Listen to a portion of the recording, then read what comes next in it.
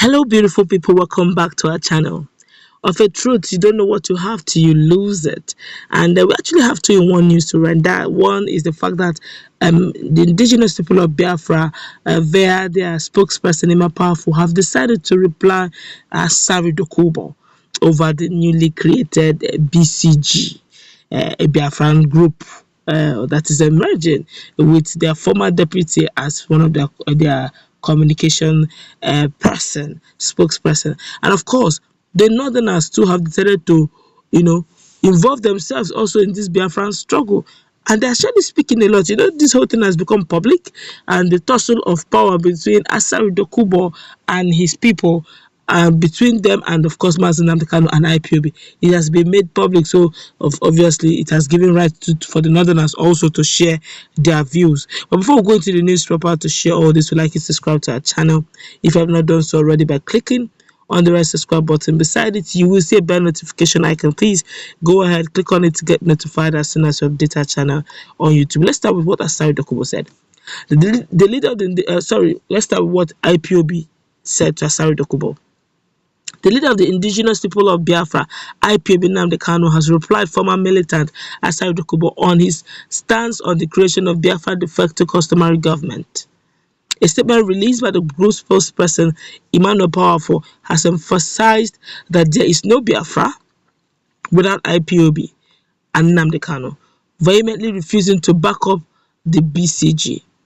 Asari Dokubo, who happens to be the leader of the Niger Delta People's Salvation Force, alongside three other persons several days ago, announced the creation of the new BCG government, alienating the Commonwealth of Igbo State. In his comments, he said, "We are going to proceed to set up provincial structures of government, starting with provincial assemblies and provincial governments, governors and administrators." However, IPOB leader was in distaste of this development, citing in his reaction that Biafra and actualization is impossible without the support of IPOB and Nnamdi Kanu. Emma Powerful further stated that even you know that there's no Biafra without IPOB and Nnamdi Kanu. No matter whatever anybody forms or claims, the Biafra story cannot be complete without Nnamdi Kanu and IPOB. However, many reacted in support of IPOB's stance on the creation of BCG. Wiser man with wiser wisdom, I understand this trick from the beginning. Well, let's look at the second news very quickly, where the Northerners too have decided to air their view since they have made it public. So they're also airing their view over this matter and to shock you what they have to say. I think it's actually an eye-opener for some of us who have been playing down on some things we have and we don't place value on it. According to them, the Northern activist Alhaji Shehu Galadima has said that the North needs someone like Nnamdi Kanu, adding that the South does not know what they have. I will say that again. He said that the North, the South does not know what they have. On his social media handle, he said, "We need Mazi Nnamdi Kanu or someone like him in the northern part of Nigeria, for the South does not know what they have." The South never know what they have. When I see how governors and politicians in the South treat him, my heart bleeds. Aye, a Northerner saying this. Let me continue what he said. He said, "Guard this jewel that you have jealously, lest it slips off your hand. Inshallah." He said they are playing with Nnamdi Kanu. He said they can have someone that looks like Nnamdi Kanu in the North. They will guard him jealously. And he's telling the South that the way that he's surprised the way the Southeastern governors are treating Nnamdi Kanu. He said this jewel of immeasurable value. Man, they are calling Mazi Nnamdi Kanu jewel of immeasurable value. Hey, not now. He said this is a jewel of immeasurable value. How I wish that Mazi Nnamdi Kanu is from the northern Nigeria. Igbo people and their neighbors should handle him with care. Nnamdi Kanu is a priceless jewel. One never values what he has until he loses it. I tell you. Have you heard what a northerner? Sometimes it's good, sometimes when strangers say some certain things. You have seen what has happened, and see what is happening, and see what will happen. Eventually, can actually technically predict what will happen based on what is even going on in the country. some hours ago, Professor Akintoye and Sunday Igboho, in collaboration, made up the announcement 30 days expiration they gave to the federal government. In fact, they've started speaking on a lot of things that no more one Nigeria. The issue of restructuring is no more. They're looking at they should actually change the 1999 constitution. So many things. Yorubas are rising up very seriously. And Asari Dokubo is busy creating another de facto. I don't is it a de facto Biafran customary government? I would have even suggested, with the way things are going on in the country, that rather let there be a collabo, some sort of collaboration. Everybody look at Akitoye, Professor Banji Akitoye. Look at Sunday Igboho.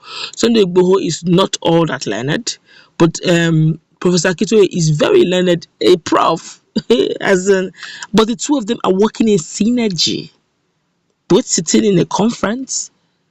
All the stakeholders came together in one place, discussing the welfare of their region. When they finished, they stood up and they sang the Oduduwa anthem. They recited the Oduduwa anthem together. This one knows the street well. He's pursuing the street course. The other one knows the book part. He's pursuing the book part. The ones that are actually senior advocate of Nigeria that knows the law, they're pursuing the law. All in the same synergy, in different parts, but fighting for the same cause. But instead, Asari Dokubo and Nnamdi Kanu, Asari Dokubo is creating de facto. If you know you are on ground and you want to do this, you believe in the same cause of Biafra as Nnamdi Kanu has been believing, why not he's doing the other part, you do the other part, so that there will be some sort of synergy. People are going to take, obviously, from the way the Oduduwas are going, you just have an idea that they are not joking. Everybody's on ground. And if you think that the high profile elites or some politicians are not in support of Oduduwa, then you are actually dreaming. Such a movement cannot come this far without the support of one or two politicians that are giving them go ahead and giving them the nods that we are suddenly behind you. Whatever we need to do on the background, we'll do. Even if you are not sure of anything, look at the likes of FFK, Femi Fani-Kayode. He's openly sharing the videos. He's openly picking his mind concerning Oduduwa. He's not changing his mouth. He's saying what he needs to say. So even if you are not sure of anybody saying anything, at least you are sure that FFK is saying something. That kind of gives you an idea that people are generally tired of this issue of insecurity. Look at what our military is saying, that some of them are still using absolute weaponry to fight insurgents. How? How do you expect them to win? These are the things, pertinent issues we're talking about. Things that require the government of the day addressing people. Poverty level is on the increase in crime rates, insurgents everywhere, bandits, kidnapping, and Nigeria is still no way. Things need to change. Something needs to give. We need to hear the people's voice. At this rate, I don't know, but obviously from all indication things are changing. But I'm also thinking that with what is going on, they're not even saying what you have, you are playing with it. But let's put in our comment section. Do you agree with what another are saying? Or do you think maybe it's just saying his own thing? But if you ask me, that's a bold statement.